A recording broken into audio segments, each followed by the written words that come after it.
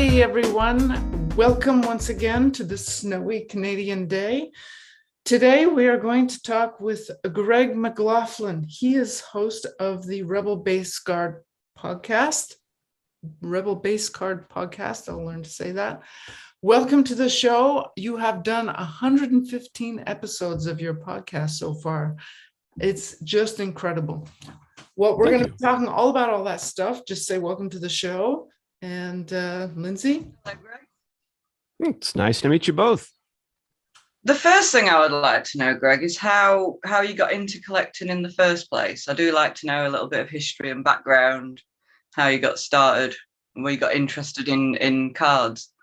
Sure. I think as I've been, everybody sort of has their forensic, collectors have this forensic, they're trying to put this together like something out of Law and Order, where they're trying to figure out the exact time and date. But what I would say is probably what has had a great deal of impact was the fact that the local pharmacy in our hometown, I come from a town that had one traffic light, but it had a pharmacy that sold, comics and whatnot, kind of like your typical five and dime. But apparently they were pretty hip enough to put the candy at eye level that a kid about 5 or 6 would see a lot of shiny packaging in candy and whatnot. So when I look back at it now, probably some of the earliest cards that I remember getting, for some reason, I had the King Kong cards from 1976, because I remember that big image of the big ape in New York, and the cards I know had a puzzle on the back. And I think like anything else, whether it's football or baseball or King Kong or whatnot, it's something cheap. It has some gum in it. So there's, for a kid, you're like, I'm all in.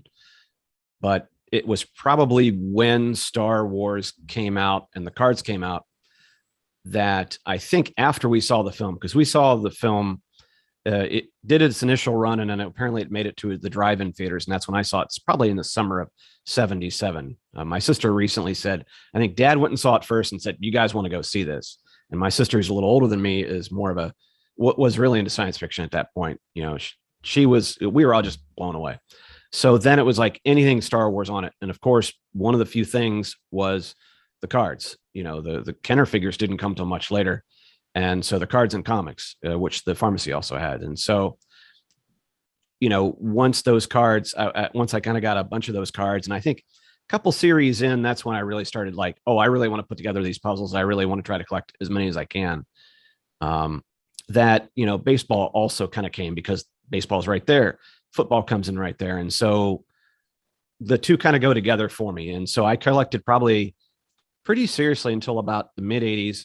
When I discovered comics, and pretty much a good chunk of my cards took them to the comic store because we were getting more card stores in the 80s, just because that the popularity cards were going in. Traded a good chunk of them, nearly all my baseball, anything I had that wasn't just the original Star Wars sets, and Empire and Return of the Jedi, and then switched over to comics for several years, and then I still dabbled in baseball in the late 80s. Lived overseas for a while. I was in the Pacific for about the 90s, and went through the early prequels and came back. And I remember these seeing Star Wars cards for the prequels and going, what is this whole wide vision business? This is not what cards should look like. Kind of past that. Wish I would have picked up a couple of boxes then.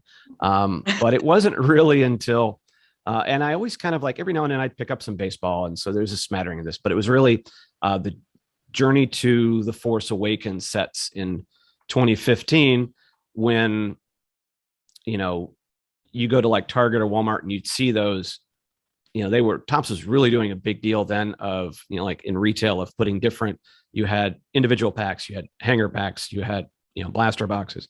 And as you're doing your runs, and all of a sudden there you see, wow, there's cards, and they look like they're on the original, blue Starfield, very heritage stock cards. And I'm like, yeah, I'm all in. I love this. It takes me back. And then, like any good collector that starts back in, you collect as many as you can. And then you don't realize later that you have tons of dupes, but, whereas, and that kind of got me the juices flowing. I found my old cards, I put them in binders, got pages out, and then, one binder became 20 plus later.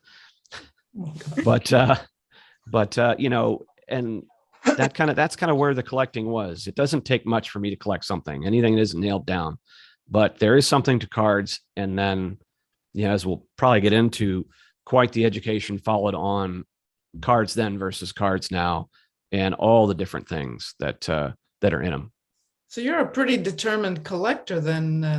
I mean, you're still into it, even though you have gotten into podcasting, and you have a day job, obviously, of course. But you like to collect, and you're going to continue to collect. Yes, it's interesting that you do hit. I think the best part of collecting is when you're getting back in, because you have not hit critical mass. So you have all this extra space, which I wish I had now. But the one thing I think that you find over time is that there is a very shotgun approach when you're getting back in, because you're very excited. Everything's on the table. But what you realize, of course, is baseball. Some of these genres are much different. Baseball has hundreds more cards. A set of flagship tops could be 900 cards or whatnot. And that's very hard to collect. A Star Wars set typically is 100 cards, some of the higher end ones aside. And then you have to factor in that there are variants. You have to figure out dupes. Do I want to keep them in a binder? Do I want to put them in a box? And, you start to your collection starts to kind of refine itself. Do I want to collect characters? I know that's a big Marvel thing, because some of them are hard to get. And, it was easy in 2015, the Halcyon days, as they were, because they were so more available. And then COVID happened. And then that's when it got, I had been doing this I was in my second year when COVID hit. And that's when a lot of things got kind of turned on its head. And you really had to figure out, okay, things have changed. Prices have changed. Availability has changed. The attitude of collectors have changed, and to some extent, I think I changed a bit in what I was going after, because there wasn't anything out there. And, it was very interesting over the last couple of years. It's starting, I think, to refine itself or crystallize into what I'm interested in. But the last couple of years versus the previous, how amazing was that? How are you focusing in now? What have you narrowed it down to? And how did sketch cards get into it? I remember seeing blaster boxes because at the very beginning, it was only retail. It was only anything I would ever find there. Even though I was collecting a lot, I hadn't really discovered, what I call the big three, where you have your blowouts, Dave and Adams, Steel City, now Chicagoland Sports Cards, which is a really nice online one. They have a physical store near me. I didn't know much about hobby boxes at all. I had no idea about sketch cards. Although when you're getting back in, the first thing that caught your eye was autographs. You're going, oh, that's cool. I never, I can get an autograph from a retail box. It happens. But I think probably one of the things I enjoyed most, the Star Wars 40th anniversary had film cells. And I think that I was lucky enough to pull one of those from a blaster box. And that was really, that was really amazing, because that was something very unique. The patch cards and medallion cards are kind of nice until you get about 20 of them. Then you're like, I can't put these in a binder. Where are they going to go? But you get it. That's a special card for that. And if you want to chase those, have at it. But I think I really began my education of sketch cards once I started the Instagram channel in 2019 and the podcast later on, because the artists are some of the first, Ben Abasada, Mikey Babensky, Chris Penix actually was one of the very early people on the podcast, because that was right around the time that he was starting the Living Set. And I started to really grow an appreciation for sketch artists. And I know that at the C2E2 in 2019, I was doing a dry run because Celebration was later that spring, same place, McCormick Place in Chicago. And I'm like, all right, I'm going to start off. I got my portable mic. Let's try to capture some audio. I'm classically trained in audio and video production. Let's try this out.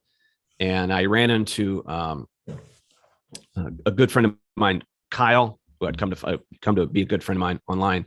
And he knew an artist because he likes doing these comic covers or getting these commissions done. He'll have his friend or other people like do those blank comic covers. And then he would also try to go get the autograph of the actor who played those. And he's like, you need to meet this guy, Mikey Bubensky. You need to talk to him, get him on the show. And I think that's when I started understanding what you folks were doing and the work that was going into it. And the fact that everybody kind of had their own take on it and how they set up their studio and how they did this. And I think once you kind of grasp the idea of how hard these things are to not only get, but to produce, that's when you started going, oh, wow, I really want to find more stories about this.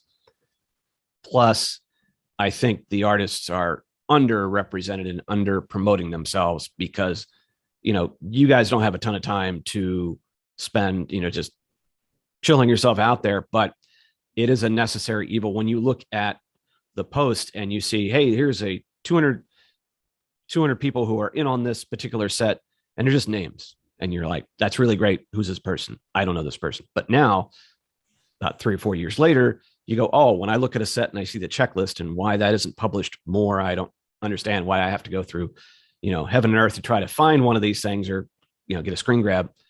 Now I can look through a set and go, oh, that's so-and-so. And that's, oh, good. They're on this one. They're on this one. This one. So that's basically it. So I think the education continues. The books have been amazing to see the art of sketch cards by Ingrid, but and it's an ever evolving thing. So the more I do this, the more I learn about it, and it's fun to talk about. I was just leaving a little space in case Lindsay wanted to jump in. How did that lead you for the podcasting? How did you fall into that? Was it because of your collecting, or was it a thing on your own? I started the Instagram page with an eye on doing a podcast. Okay, like I said, I went to. You did always have an idea that you wanted to have a podcast, right? Was it specifically pushed by your love of collecting? Here's the thing. So I went to school really to do video, to produce video, but I got a training in audio as well. And so back when I went to school, they still had electricity then, but you edited audio on tape. We used 1/4-inch reel-to-reel decks, and your editing block, if you were editing audio, you basically had, that they were two, you had your main reel that had your audio on it, and then you had a blank one, and then you had a block that had a little metal block that had like a little slash on it, and you'd actually take a razor blade and you would actually cut tape, and you would cut this audio together. And that's how like the old days of movies and stuff. Exactly. So yeah, like anything you've ever seen as far as like film editing blocks, very similar in that, you have these two and it goes across a playhead, much like a cassette. Think of it as like a cassette, and you could hear, the and like that. And what you try to do is you're basically listening, instead of now you're looking at a waveform and you can see where the uhs and ums are, or you can see where the spaces are. If I need to take out this and this, classically editing audio, you're listening to it and you're trying to, you've got one shot at doing this. Otherwise you got to retape this back. And there's actually the reason why you cut it in an angle is when the two pieces of tape go together, they hold together better if it's cut diagonally than cut straight up and down. Otherwise, it's very easy when it goes across the playhead to split apart. And so they actually make special tape. Quilting is the same way when you make, but anyway, that's a whole other thing. But yeah. So that led you to, so obviously you have a big background in all of that. Yeah, I was in my field for a long time, for 10, 11 years. And like anything else, sometimes you have to change careers. But, the one thing that did teach me, whether it was, producing audio or video, and I've done some blogging in the past, I've done some YouTube video, is, I know how to very quickly and dirty do it. Like I can, I know the bare minimum, what it would take to get from X to Z, and have enough of that knowledge, even though the tools have changed. I knew like, all right, I tried a couple of podcast type episodes before, and I knew like, okay, I have the tools for it. I can slap this together. I know my schedule, working 2 jobs and everything else. Like, all right, I could probably get this done. And, I worked in news before, so you can't watch an ambulance go past you without looking to see, and you're like, there's a story there. I need to go cover that. So when I knew I was going to Celebration, finally, when I was going to go, I'm like, I need to go. I need to cover this because there are people who can't go, and I can give at least a little bit of an aspect to it, or a take. How that relates back into cards is that, well, I work at a place that I can't really talk about that. Can't talk about that at all. What's the other thing I can talk a lot about? Cards. So, because there are tons of Star Wars podcasts, and, I would flippantly say, as I started this, like, the world doesn't need another Star Wars podcast. There are millions. I take that back, and I would say, amend that saying, I want to know your particular take on Star Wars, because you have a take that's very likely unique from somebody else's. I want to hear that. That's what I'm kind of hearing. And so, as far as cards were something else that there are lots of baseball card podcasts, but there wasn't really any Star Wars card podcast. I'm like, aha, there's my niche. Now, I am putting myself in a corner. Actually, I'm putting myself next to the Golden Gate Bridge, but it's more interesting than the background. So that my audience is probably only going to be so big, right? If I don't get you in with the cards, or talking about collecting, or talking about community, okay, it's probably not your big game. But if we did kind of like the Venn diagram, I said, all right, if I wanted to go into like a Facebook group where there are cards, thousands of people in on a particular trading card one, that's a great group, very active, very passionate. But I bet you there's a bigger group out there. And if you took, like, all right, here's Star Wars fans, here's cards fans, Star Wars cards fans, I'm hoping to kind of pick from a little bit of everything. And so that I can talk about collecting.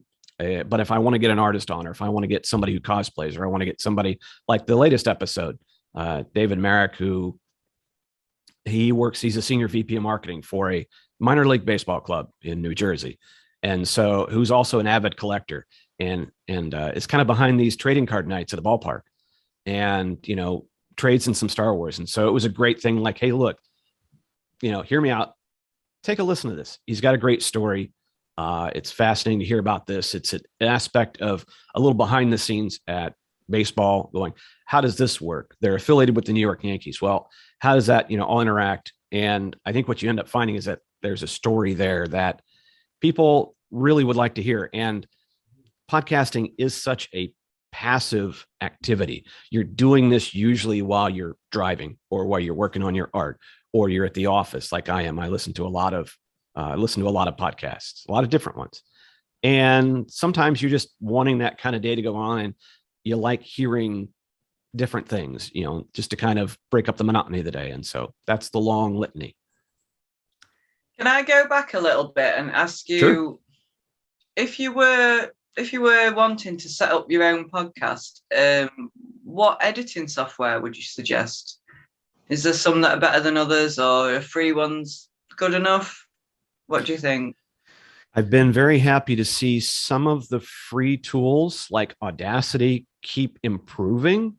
I use it in my chain. Now, I do this on a Mac, and so there are some nice pieces of software for Macintosh. And the software I mainly use is from a company called Rogue Amoeba, and they do a product called Audio Hijack. And what that is that's a piece of software that'll capture audio from any source that's on the Mac, whether it's a Zoom call, whether it's something from Safari, whether it's your microphone, whether it's from a Skype call. It can take any source, it can combine those. So, what's nice about Audio Hijack is it has like this graphical interface where I can say, here's a mic block, here's the Zoom call.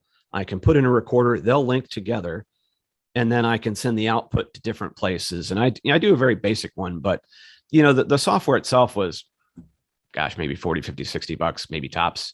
I know that the upgrades, there's an upgrade. It's, sometimes if you have a paid upgrade, usually it's even cheaper. And so that was a nice piece of software. Now on the Mac, you also have GarageBand, which is free, and Logic, which is sort of the umpty ump step up. I know enough to know that GarageBand does a nice job, and I've used it for my intro where I want to mix in different sources. You can do it whatever, but I was not happy with the way they were their audio cuts were. I found another piece from Rogue Amoeba called Fission, which does a great job of just giving you a very simple WAV file, and you can go through, you can cut. A lot of times, if my levels are not quite right, I can take those bits of the wave and I can either reduce them, or in some cases make them grow. I'd rather, sometimes it's, if you try to boost your audio too much, you'll hear a bunch of hissing. But, for the most part, it does pretty nice. And I'll usually try to massage the audio, so that way there's more of a consistent, audio tone, audio level to them. And I know there's some software out there you could purchase. You can get really into this if you want to, and it'll try to level things out. But sometimes I'll go back through if there's time and try to level things out, maybe take out some major hiccups here or there. I know that, if somebody had to take a break, or, you hear some shuffling. I know there was one instance where Dave was trying to show me something. There was a little bit of, wrestling around. So take that out. There's even some software out there. I think it's called Isotope. This is a higher end one. Like, let's say you had an interview where it was a lot of hum, sometimes you can get these audio, plugins or software that you could take a file and you could isolate on a particular frequency and remove that. I mean, those are the people who are making money doing this. The people who are not, like me, I want to do it very quick and very easy. And, I don't want to have to suffer through a lot of tools. Audacity was nice I use Audacity to assemble. You can record on Audacity. You can do it 2-track. But what I like is Audacity has a nice tool to take, a 2-track recording, stereo, make it mono, select, tracks to mono, combine them to mono. Good. Why do we do mono? Because of file size. Stereo is nice. Some people do it, but now in the case of unlimited, bandwidth, you can download 200 or 300 meg files, but usually it's just easier on people if you just make Not it when mono. you live in cow country like we do. You still can't. Exactly. So I try, you try to make your file small, but so Audacity I use to assemble, and they've really taken some pages from GarageBand as far as like the bits, because if I want to put in a promo, if I've got some pre-produced stuff, I can move stuff on the timeline fairly easy. What about the Adobe software? You've got, what is it, Premiere or something like that? You can. I know people do Adobe Premiere or Audition. Once again, I think it's Premiere, and then you've got Rush or something like that, which I haven't tried any of them, but my suggestion with a lot of folks is try the free stuff first. I mean, even in Anchor, right? The app, and we talked about that before. You can edit. I think it depends upon the size of screen. But it's really, I took a look at it actually for my own audio. Finally, I had my son do the audio part, but and he used Audacity actually, if I remember right. But the things in the Anchor app, they don't look all that. I mean, if I was going to put time into learning something, I'd rather learn something that you could actually basically use. It didn't look all that friendly to be. And Anchor also has, you can do that on the website as well. They do have some tools there to do it. And I know even my daughter, who is in a podcast club, they use Chromebooks. And so there was a site that allowed them to, it was giving them tracks, because their particular little podcast, they have like a group of kids. And what they'll do is, once they record, they'll go back through and add backgrounds like a PowerPoint, and they'll add text to it. So when someone's talking, you can actually see what they're saying. She was showing me one of those, and I'm like, this is amazing. Well, that's cool. And it's all within a website. And I do know that, like if you look hard enough, there are web-based tools even within Chrome, or if even you have a Chromebook. But it's one of those where, for me, it was easy because I had a classical training and I've seen enough WAV files to kind of know what I need to do. And I don't tend to suffer over-engineered tools, and I want them, so I don't mind paying for the stuff from Rogue Amoeba because I'm on a Mac, and it's very easy. And I generally, the only thing is I'll wait until, if there's a new version of the OS, totally wait until they're done updating, and they're compatible with. You do not, one thing I would say, I don't care whether you're on a PC or on Mac, if you've got a process in place, a workflow, and a new version of Windows comes out or something like that, I'm like, you wait until, don't be the first on your block, kids, to update. No. That's bad. I really just jumping off what you said about, try the free ones first and all that. Do you have any advice for getting a setup affordably? Sure. Like green screen and things like that? So the one thing I would say is I started off, what's amazing too, is that the progression of inexpensive mics, they've really, and especially, like during the pandemic, that just bloomed even more. It was doing pretty good. And so what I have here is a Samson mic, SAMSON. I never heard of the brand before, but actually they do a pretty decent job. And I started with a mic that clipped on to my laptop. It was nice. But after a while, I was like, you know what? Even though it's a good mic, it does pick up, because, the quality of the mic, the thing you'll find is that the better quality mic you have, the more pickup it'll have, more extraneous noise it'll pick up. So sometimes even your medium range or cheaper mics will actually be better for a starting podcaster because they don't pick up that much. And once again, this is an audio medium. So, you really are inches away from your mic. Of course, you've seen different mics have different kind of pickup patterns. Some you see singers do, they basically are eating the mic. Others, you keep a bit of a distance from. I should probably have a windsock on this to work on my plosions, but at some point I'm going to, but I wanted something that I could carry around with me to podcast from wherever. So this one here had its own tripod, and then I got an extension for it because I liked it. I liked it a little better closer to my mouth. So you can Amazon, and you'd be surprised the different kits you can find. And you look at the ratings.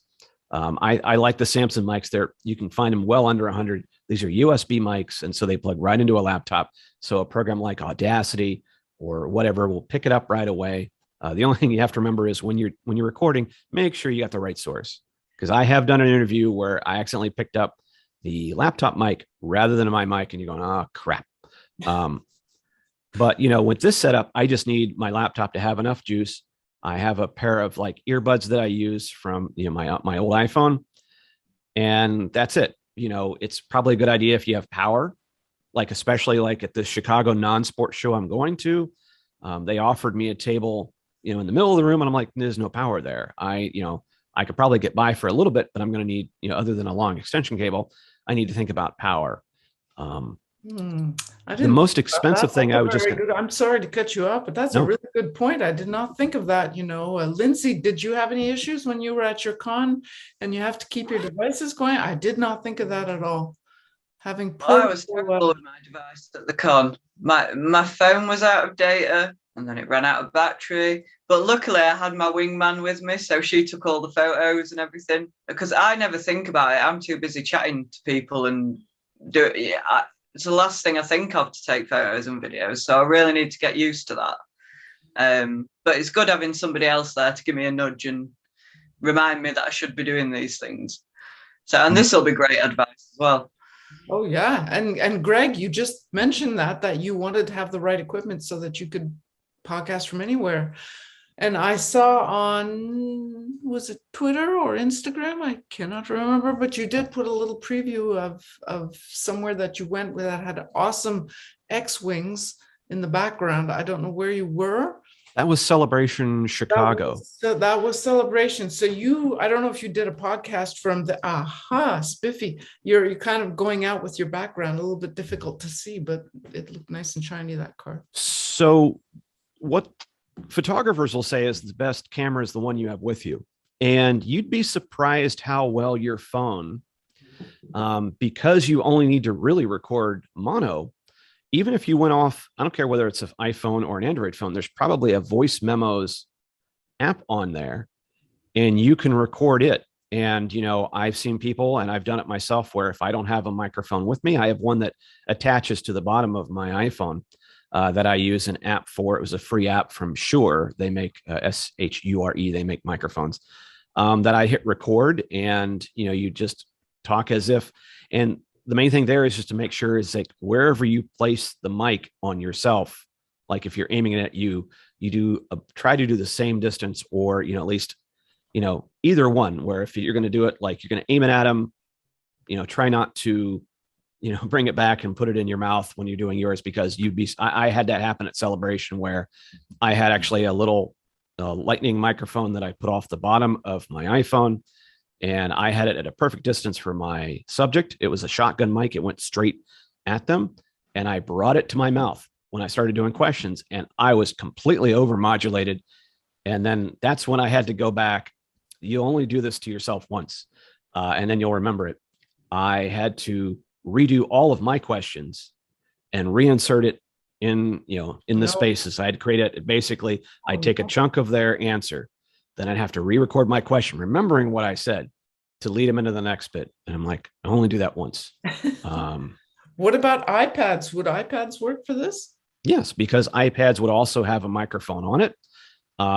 You could download that Shure. It's a Motiv, MOTIV app. You would just say, in this case, a lot of those tools that are available on like an iPhone, you might just have to look for the iPhone app instead of the iPad app. Because sometimes iPads have more expensive apps just because they're bigger and there's a little more goes into them. But if you went and there is an app you can get for the iPad, and now I'm struggling because I think it's Ferrite. Okay. And it's a podcast type editing app. The trick is, I think, with editing on the iPad or iPhone is that, it's by its nature, it's getting better as far as like moving files from the app to where you need them to be. Because usually it's like you'll record in one app, edit in another. Sometimes you'll get an app that does great and it does all in one, but then maybe you have to get that file out of there so that maybe Anchor needs to pick it up. And so sometimes if I record on the phone, a lot of times I'll just airdrop it to my Mac so I can assemble it. The whole reason I'm not using Anchor's tools, not because they're not good, is because I would want to keep the original audio file intact. Later on, if I want to have them insert commercials, I may put it up in segments.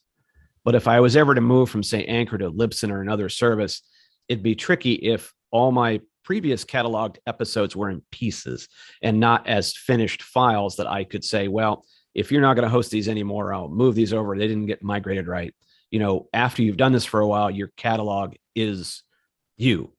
And you do want to try to retain as much control over it. I know that some podcast apps actually end up, doing more ownership of it. Although, for most of us, it's not going to be a huge deal. That is really something to think about, keeping the ownership of whatever you create. You as a podcaster, us as artists, and that's something that some people have asked about, NFTs and all that. That's a topic that we would like to explore a little bit in the future. Mm-hmm. So we've kind of gone off the sketch card thing, but this is really interesting because you have like a nerd level knowledge of audio and video and all of that stuff, as would another artist who's creating cards, of which you create podcasts about, stuff like that. So you've gotten to 115 episodes. Did you plan to do that many episodes? Sadly, yes. Okay.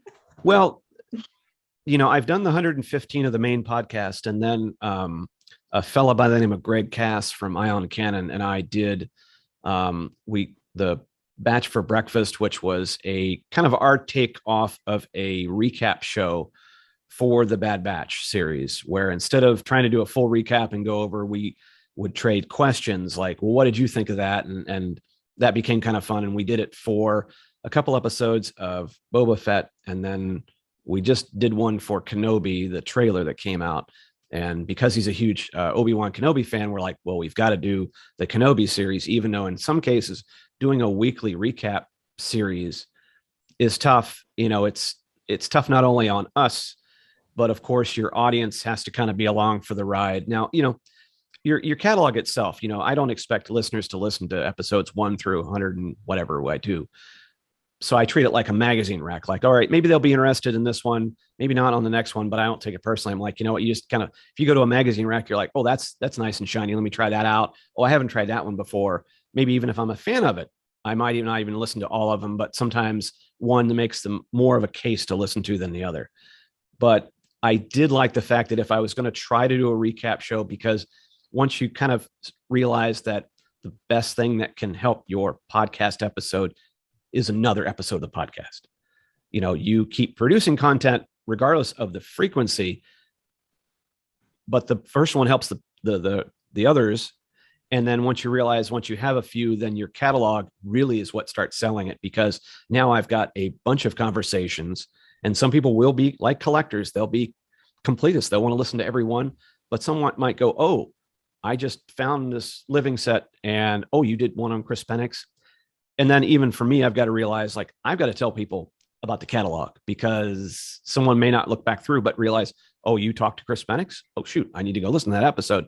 That was episode 13. Okay. So, that becomes a thing on its own. But, the trick is to do it with enough frequency that there is somewhat consistency there, but not feel like you're chained to doing it. Because I think people just, for me, I know that certain podcasts get released on certain days, but they're all end up being like, oh, it's kind of like a nice one that kind of shows in. I don't have a memory of like, oh, well, at 4:00 on Monday, this is when the feed comes out for this particular podcast. I just know at some point Monday, this one generally, falls out. But if not, the next day I'll pick it up. Great. I'll listen to it then. So that's, Right. with all this, is to get out of the first 10. That's the biggest one right there. So how this will relate. You've got your podcast going and all that. Mhm. And now I've seen on your list of episodes, actually, as you say that you've tried all these different things and all that stuff, you're kind of reviewing conventions at the same time. You've done a couple, I think, where you've reviewed or you've gone to see and things like that. Do you think that, especially after the pandemic, and I'd like to hear from you, Lindsay, I've been picking your brain about your con experience too, and what you're planning in the future for that. How do you think the pandemic has affected, especially in the States, the convention scene? Do you think sketch card or trading card conventions will expand in the future? Do you think they're shrinking? Do you think they're changing at all? What are your thoughts on that? There's a lot on that. For one, I know I like going to conventions because there's a lot of content there just from the spectacle of it.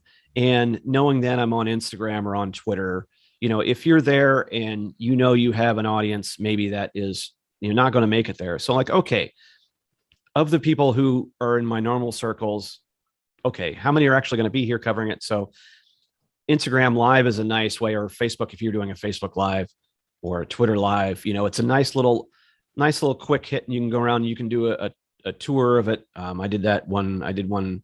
Usually if I'm there, I'll try to go around. Like even that one I posted was one I got right in the doors of Celebration. So I'm like, boom, I've got nothing but this it's not a virtual background, kids.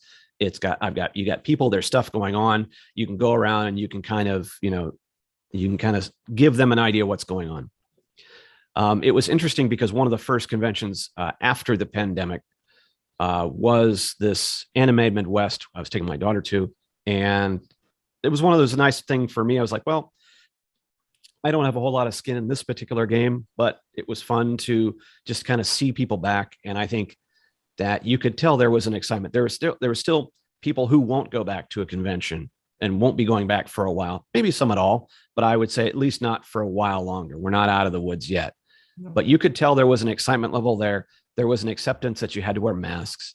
I've been to events where you can only get in if you're vaccinated. But there was people really wanted to get out bad. It's like we've been cooped up for a long time. And especially for an artist who, by your very nature, you're sequestering yourself over a board and you're doing all this. If you are doing a booth, there is that back and forth that there's almost an immediate sense of acknowledgement of like, wow, I love your stuff. Oh, this is amazing. Can I get this? And you start talking about it. I'm like, yeah, I did this sketch. And, oh, hey, if you want to do this. And I think there's that, you can really feel not only the juices flowing, but you can feel like, wow, you try to put a post out there on one of the socials and maybe that's not a troll, like, do this. And you're like, okay, I just spent 8 hours on this piece. I put it up and I've got 5 likes and then this 2 or 3 trolls, but you're going in person. And although it's a little more hit or miss, it's not your main audience, but it's a potential audience, and it's just people, and it's just great interacting with. And so that leads into, you could go on a whole other topic of like the swag and things like that. It's fun when you go to like major con, like a Celebration or some others. There's pin trading where you have your lanyard, and I would make pins because, once you have a thing or an entity, or you're kind of doing something, you want to promote it. And so the easiest way to do is there's plenty of companies out there that do real cheap pins, stickers, and whatnot. And you can say, oh, I'll trade you. I like your pin. Here's one of mine. You're like, oh, this is great. Something different. They can put it on there. And they're walking around with, and I don't know how, good it does, but it is fun to give something back. And I know though at C2, like I'm listening to their stuff. They're making their pitch. I'm buying some of their stuff. I'm like, here, have one of my swag packs. And they're like, oh, really? I can have this. And that's where I started getting into stuff like that, where it's fun because when I go to a con, especially if it's one that has more of an interest in kind of the stuff I might be talking about, I want to, I'm there to not only enjoy myself, but I'm kind of drumming up some interest in the podcast. So I want to have something to give out. I want to have something to trade. I'm wearing a t-shirt. I'm representing all this kind of stuff, but it's kind of fun because people like stuff. Collectors really like stuff. That's actually good to remember. Lindsay, did you have that experience at your con? Were there people trading pins and stuff? No, and that's a fantastic idea, I think. I've just made a note. I think I might get some for when I do it next time. I did try and get some branded bags, but they were really expensive. So I tried to do stickers on bags, but they didn't show up at all. So I was like, oh, fail. But the badges are an even better idea than that, I think. And plus, it's like a little gift, isn't it? Like, exactly. And then showing your stuff off all the way around the con.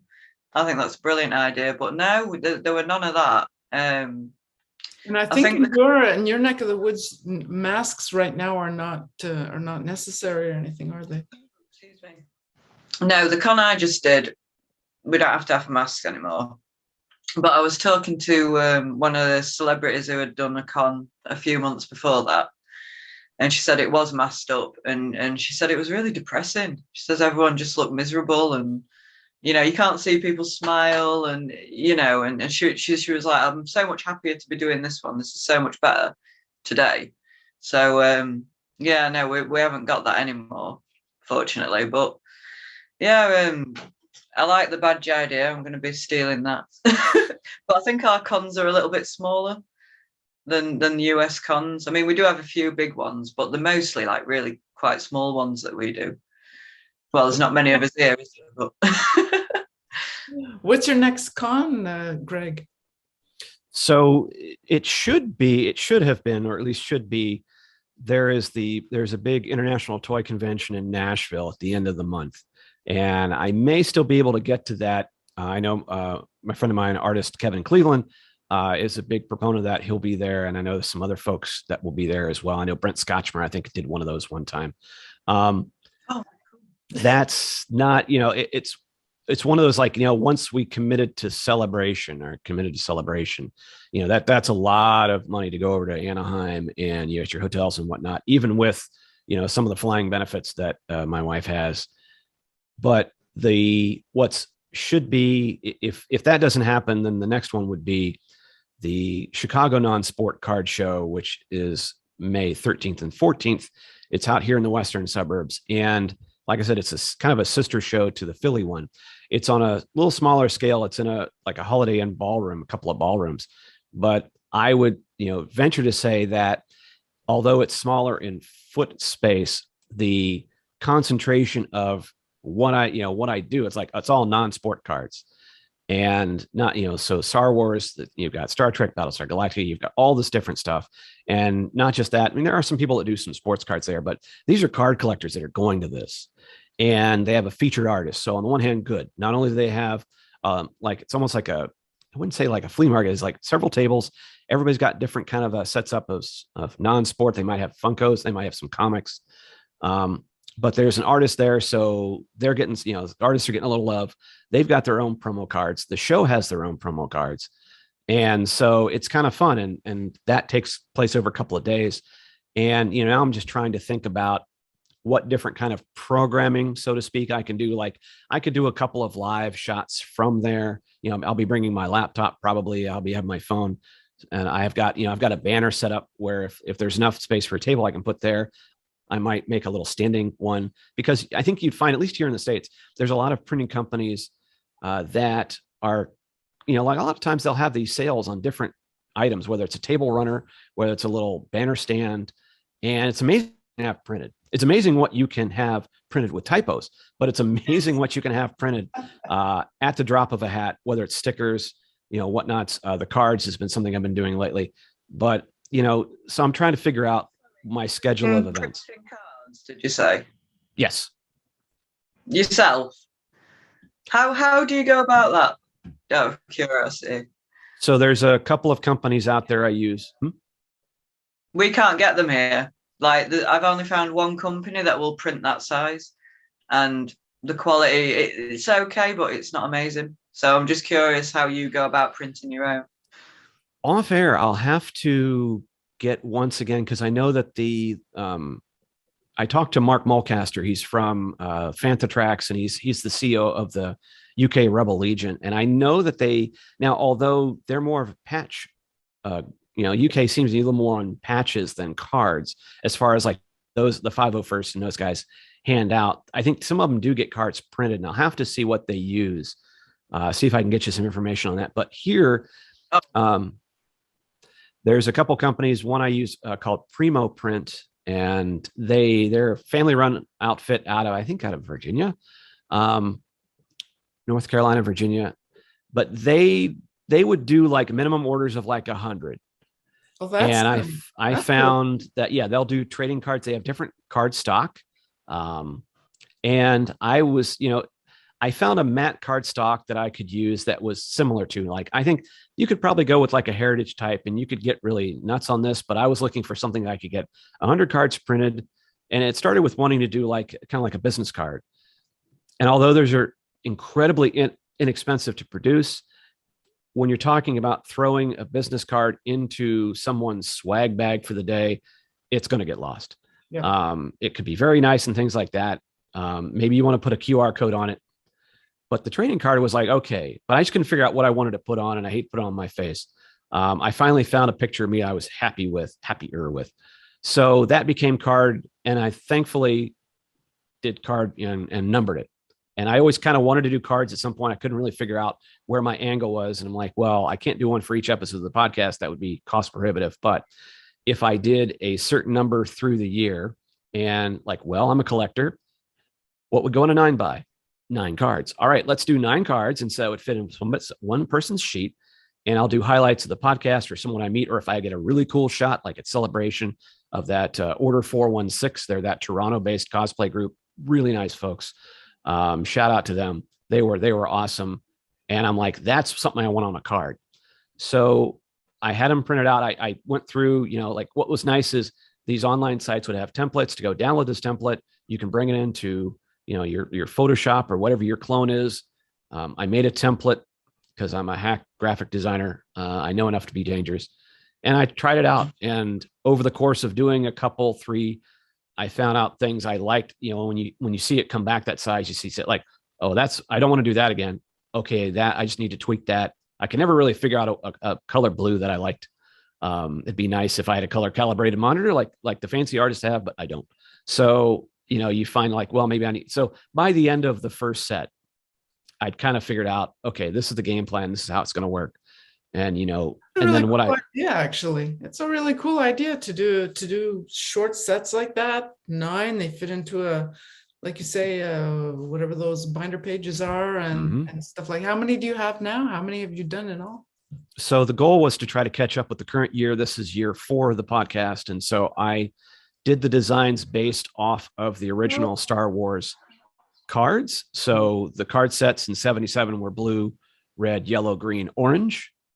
So each year of the podcast, I changed the color of the pod art that I post on Instagram and whatnot. But I also wanted to have matching cardstock that matched the design of it. And so each year, like I'm now up to set 3. You really go into detail with all your little projects. You really plan everything out. Sadly. But But yeah, I just finished, the third set, and this set, was based off of stuff that happened last year. And so we had things like the 100th episode of the podcast where we talked about Ralph McQuarrie, and I had a bunch of different people giving their takes on Ralph McQuarrie. Last year, Fabio Fiore from Tatooine Times and I talked to Greg Hildebrandt. Not only did him and his brother Tim do the original poster, one of the original posters for A New Hope, but they did the Shadows of the Empire set for Topps in 1996. And unfortunately, Tim spoke to them. I missed that. I have to go back and check that out. My God. Tim's no longer with us, but Greg Hildebrandt in the 80s, this guy has mad artistic skills and is still taking commissions. And he was a blast. And, Fabio did a whole nice event on Shadows of the Empire hitting 25 years. And so that was nice to make a little card from. And then, meeting my friend Todd Hoffman. He's from the 501st out here in the Midwest Garrison. And he was in his full Stormtrooper regalia, holding up a couple of the swag packs that I made. I made a lot of cards from that. I made more than 100 of those cards. Meeting actor Dominic Pace, who was in The Mandalorian. He was an extra. And there's a shot of me interviewing him. I was on the Red 5. We did ScarifCon last year at Comics in Chicago. Sorry, I had a moment there for a second. But I was fortunate enough that I got to interview him during that, and it looks really professional, and you can see me really paying attention to what the guy's saying, because I knew I was on camera, and I'm like, I'm not moving my head from the shot until he puts the camera down. So it becomes a nice memento for me, and it's, I guess I could print out one card. Like I've seen him done at cons, and you just give that card out again and again. But usually the people who might be most interested in don't need five of the same card. Maybe they are looking for something different. So the swag packs became a very nice vehicle, that's packaged that I can hand out, and I do them different ways because I'm a nutty card collector. And so I do hobby sets and I do, combo sets, because Primo has been very good to me. Sometimes I get extra cards, and with those extra cards, I put them to use in combo packs that I make, that I go, hey, look, maybe this person just caught I've done the little cosplay. I'm like, hey, maybe they had a nice thing to say about what I was doing, or, oh, hey, I saw you on there, or maybe we interact on one of the socials. Here's a swag pack. Oh, you're not a heavy collector. Maybe you're a big collector. I've got one of these ones that's the full set. Maybe you don't care. That's fine. You're just looking for something to crack in a pack, and you're looking at this. Each pack has the 9 cards, plus I'll put in a sticker. So there's a great vehicle for my sticker. And then I usually put in some real Star Wars cards, just to maybe spark that interest in collecting. And then you just have a whole, you've got a whole brand around your podcast. You're not just podcasting about mostly about cards, but the cards, the sketch cards, the trading, the fans, the shows that are related to your podcast. I mean, you're touching on a whole ocean of stuff that you've managed to kind of create connections with. What do you see yourself do? Do you see yourself doing another 100 episodes and doing even more trading cards? As long as the family's still together and I haven't been divorced yet, I think this could go, the goal would be to do it as long as it's fun. And I think that when you start this, and I've had discussions with other podcasters to go, am I going to do this till I die? But I think that if you give yourself a realistic goal, like do it as long as it's fun. And I think it's harder if it's more than one person, because then, it's a partnership and people tune in to listen not only to you talk about what you're doing, but after a while, they want to get to know what they get to know you guys, and they'll want to follow along with what's going on. It's just like, they're just checking in with friends. And that's, I've been very fortunate that I have a very nice, group of, core group of listeners, at least, or people I interact with and listeners. But it's fun because then it's a part of a community. And I like in the podcast, I like doing promos from folks. We need to set up a time to get some from y'all, but it's fun to hear, to self-promote, because the community aspect of this is, we're all in this together and we're all scratching and clawing. No one's a viral sensation. And I think it would be silly of you to expect that you're going to be. If you're talking, most of the people are actually really very nice. Despite what you hear on the news and despite the negative experiences you see on Facebook all the time, I mean, no criticism intended to anything, but, Sure. You see a lot of that stuff. Most people are actually really nice. And just want to enjoy as much of the hobby as you do. I love that you've been promoting cards around as well. I mean, the other people we've spoken to, they've been really big on trying to promote and get people into the hobby and get people producing and, just more variety in the marketplace for everyone. So, I mean, if we all help it to grow, hopefully it will. And, what's nice is letting people know, especially, having the podcast to give artists a voice. But not only that, it's like I have a card produced that has Kevin Cleveland on it. And there someone could actually see what the person looks like and have a card from, and then even have them sign. That's what's really fun. It was a great idea to do, if the artist did self-portraits of themselves and sell it as a set. I thought that might be. I don't know if people would be interested in that or not. I think to see. Do you think? I think that'd be a great idea. But I know I've got to circle back around with Marcia Parkins, because I was working with her on a card. I just need to finish the stuff up and get it back to her, and help her get some of those cards going. Because I think, like yourself, when you're at a con and you're an artist at a con and you have these things out, sometimes it's nice to have these, freebies and little handouts that, someone they want to, like a memory of that interaction. And, it's not like I'm going to sell no one's going to sell any of my autographs, or if I autograph a card, something like that. But it is nice to have that connection too. And, even if it's, imagine taking, you're going to a con and you're seeing one of the, especially in the UK where they have some of the actors who did, more of the bit players in the Star Wars trilogy. It's almost like when you go there, it's like, yes, you can have a picture of it, but to have a physical, memento of it, and you can take a card that their character might appear on, you have them sign it. It makes that card so much more interesting and so much more meaningful to you to have. One of the things I wanted to put in this latest set that I've finished up. Actually, I've got at the time of this recording, there's a promo card that's being done. A few artists, and I shout out to Mikey Babensky, who gave me this idea. He's like, you need to get blanks done. You need to get sketch blanks done, because if nothing else, you can go to a con and you can have an artist, if you want, just do a rough sketch. And then that way it's a nice little take back, because as you know, commissions are quite expensive and it's hard. It's great that I know so many artists, but I can't afford any of you. But, in mass, I can't afford you in volume. But, he also said, what, they might do some sketches for your sets. And I was like, so he says, I talked to another fellow, talked to Dan Riveron, and even I talked to a guy, Kevin Munnings, who he has on the Instagram as Tuscan Trader Co.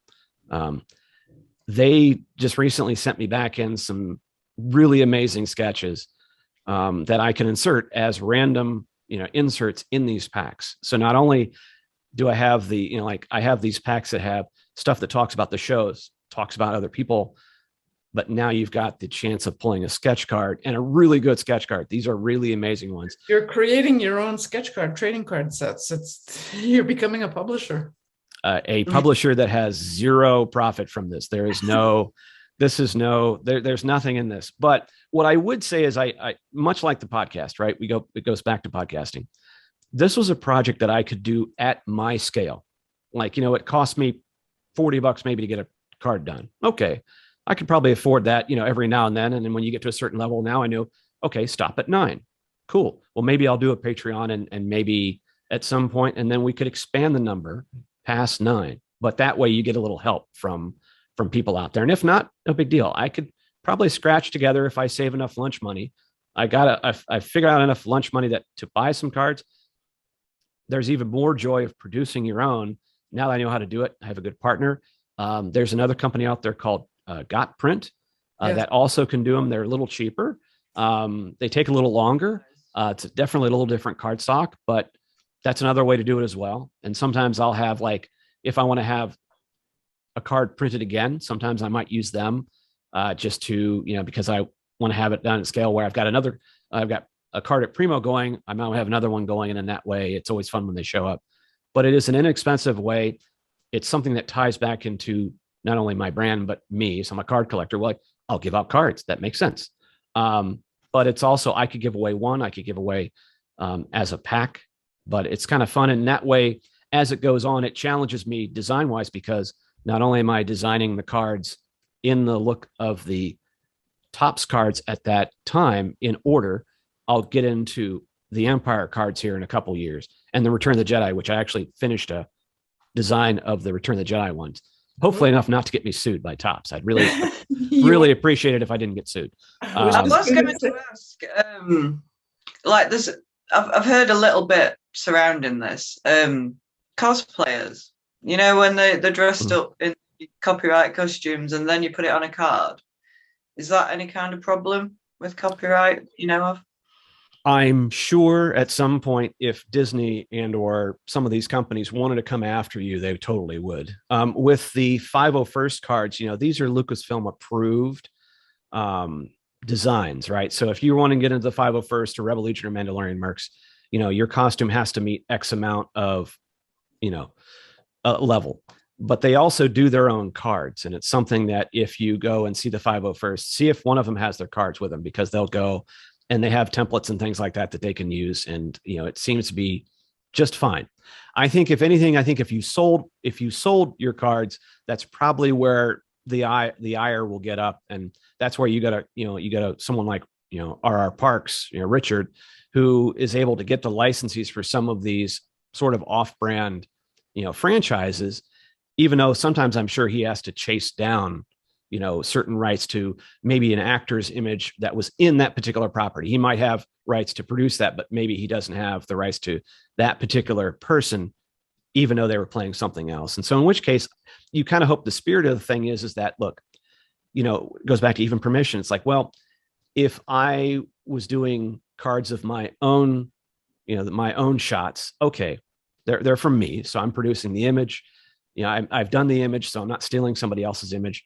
In some cases, if I'm going to do something, we go, you know, Ingrid knows a little about this as far as, you know, approval from. Do you have at least a verbal agreement to say, let's use that particular image? And usually if I'm doing a card and I'm doing it of somebody, I'll let them know I'm going to do it. As much as I would love to surprise them with and go, oh, look, I've made a card. And you go, great, you've made 100 pictures of me. That's really creepy. Please stop. There are a lot of people who would not like that. I know that. No, not like that at all. No. Sorry, Lindsay. But please stop. Yes.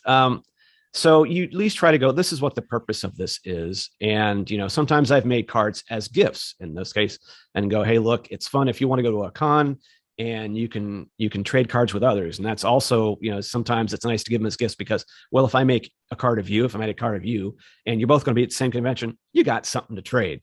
And that, you know, it goes back to card collecting and so forth. It's fun to trade. It's fun to do stuff in person. So, you know, now that I've been creating these cards and it's kind of, you know, what's nice is now I can kind of back off. I can do about a set a year. I've over 9 months, I've done 3 sets. That's too many, but now I can back off. Now I can think about how could I have someone else help me out, make these and make more and have fun doing it.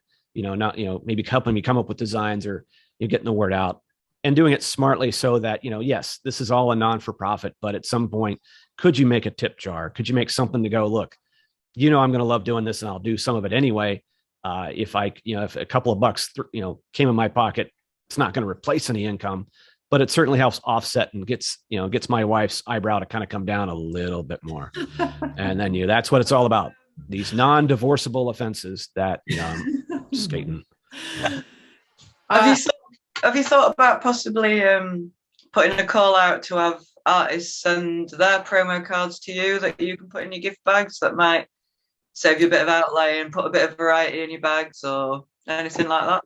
Here's what I'm hoping. I'm really hoping that, you know, I love the idea of putting the cards that I've gotten in, and I got Dan Riverrun's cards in, and they are amazing. Do the motion work? Is it Dan Riverton you're talking about? No, Dan Riverrun. He does like the, but Daniel's muddled up. What I love is the fact that, you know, one, they were willing, you know, these artists, you know, Mikey, Kevin, and Dan were willing to do some and put it in there because I thought it makes a nice partnership of like, look, it gets the word out about sketches. It makes the packs something kind of interesting. And, you know, you could take this one step further if there were, other entities that wanted to. It's almost like an advert, right? So you're putting something in there and it's just a vehicle to, and if it helps offset either the cost of or the interest in, if it makes it a little more interesting, then it's fun for me as a collector to have these out there because you have something about it. I think it helps the artist out because it brings a little more focus to their work. It doesn't have to be, I don't know if I'd expect Ingrid to do a full blown painting, but I'm like, if there was something that like, here's something that captures the essence of you, that shows a potential collector, like, hey, there's this person that does this kind of art. Or even if you don't want to collect cards and you just want to follow along with cool art, once again, Lindsay, Instagram. They may not ever get one of your cards, but they might be able to appreciate your art. And only recently have I got up to more followers than posts on Instagram. I think I've got something like just over 300 followers now, but I don't get a right lot of time to spend on there. I mean, I find that most of the relationships you build, it's when you spend time chatting to people and getting to know them. And if you're working as an artist all day, you don't always get the time to actually sit and talk to people. And, that's what's made me sad about getting busier. I really take my hat off to you because you are like one of the best artists that I've seen who really interacts with people on Facebook.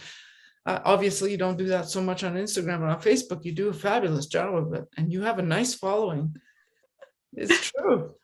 I'm unfortunately going to have to start winding this down. We've been going for almost an hour and a half now, and it has been absolutely riveting and fascinating. I'd totally be up for sending any promo cards anybody ever wanted to share. Just let me know. Do you have any words for people who might want to start their own podcast or collectors in general, because you've been collecting longer than you've been podcasting, or both, or maybe some words of wisdom on both, or following your passion even? I think it's allow yourself to fail, allow yourself to find what you love, because I think that, there is a huge interest that's surged in this hobby that I think, much like any other, the land, the Oklahoma land grabs out there, people are just grabbing for whatever they can get. Find what makes you happy and, allow it to evolve over time. Just like your artwork will evolve over time. Allow yourself to do that. Don't pigeonhole yourself into something.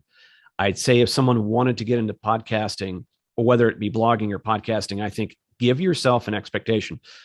Certainly you don't set yourself out to, I'm not going to get. Allow yourself to go to explore, to fail, to put yourself out there.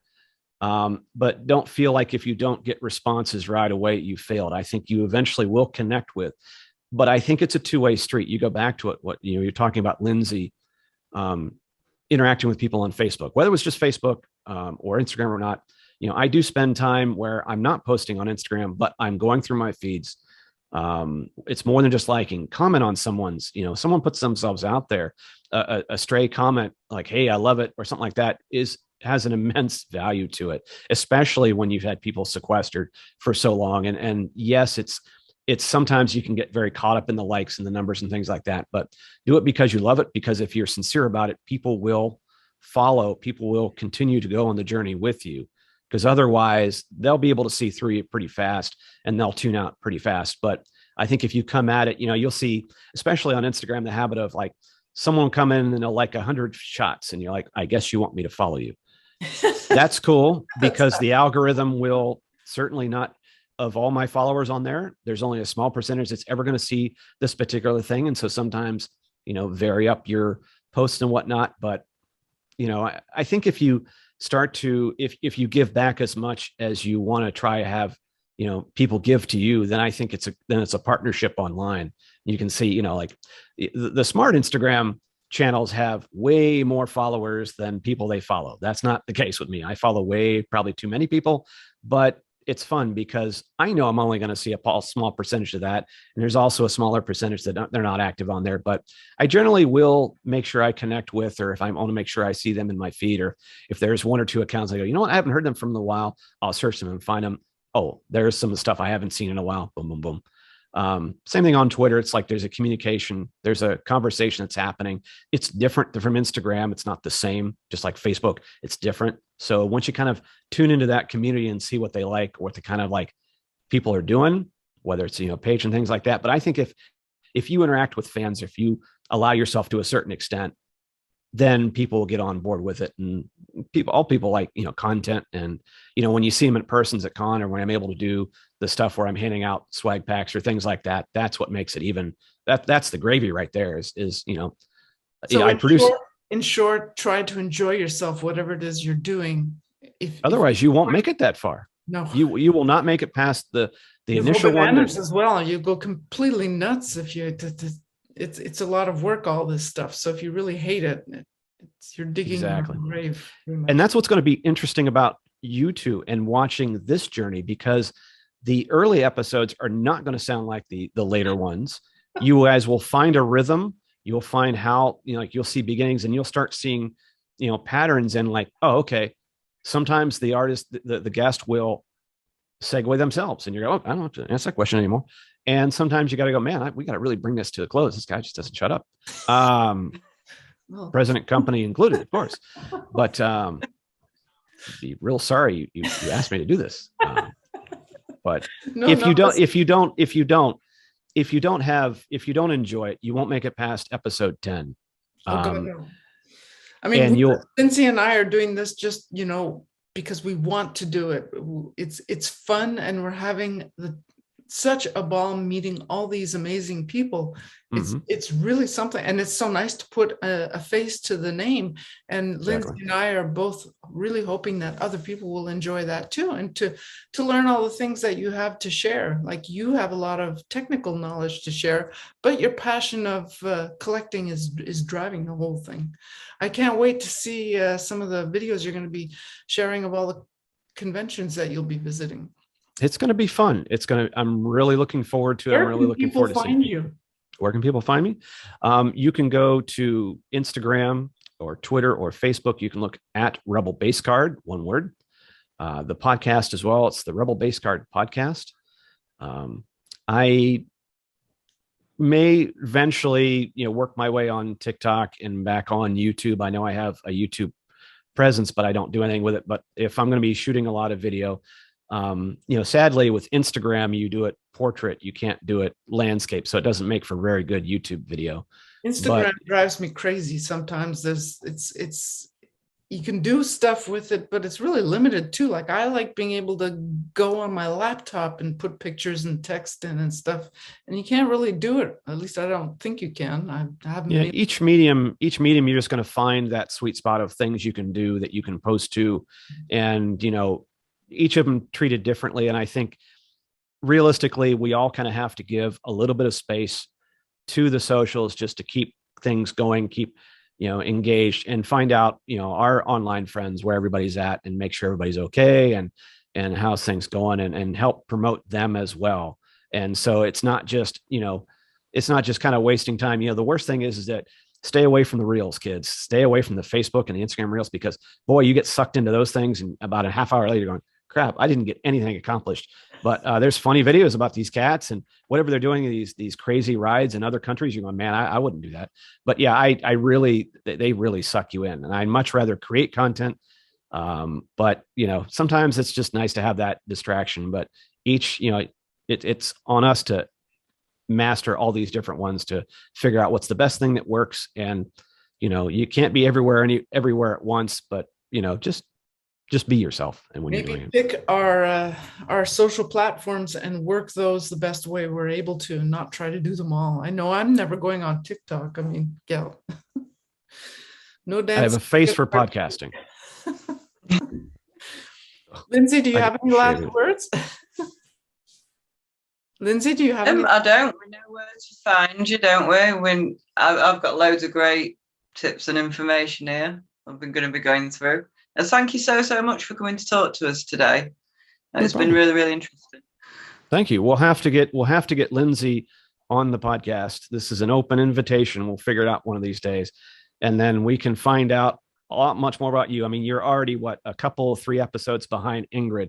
Ingrid's lapped you on the podcast a few times, so we got to make up some ground here.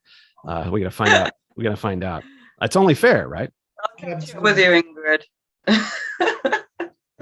You'll have a great time, Lindsay. You absolutely have to go do the podcast with Greg.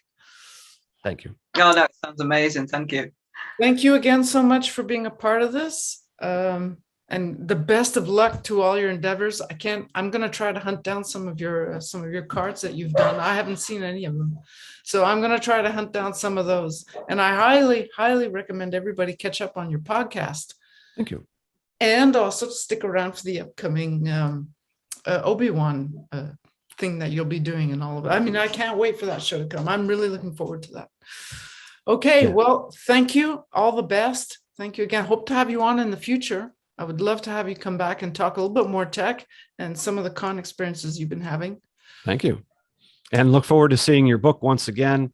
And look forward to talking with Lindsay, finding a little more about her story. And best of luck with this podcast. Keep it up as long as you guys want to do it. I love what I'm hearing so far. Thank you so much. That's really appreciated. Okay. Excellent. Bye-bye. Bye.